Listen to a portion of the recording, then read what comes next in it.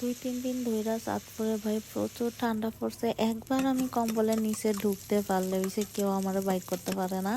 তো আপনাদের এলাকার কি খবর, ঠান্ডার কি অবস্থা কমেন্ট করে জানাইতে ভুললেন না। আজকে আমি রান্তাছি শীতের নতুন ইলিশ দিয়ে একদম দেশি সিম আর টমেটো।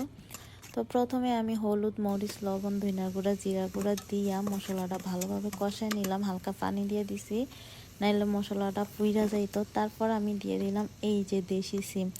এই সিমটা দিয়ে ইলিশ মাছ রানলে প্রচুর পরিমাণ মজা হয়। এটা একদম মানে চরের সিম আমগো এইখানের।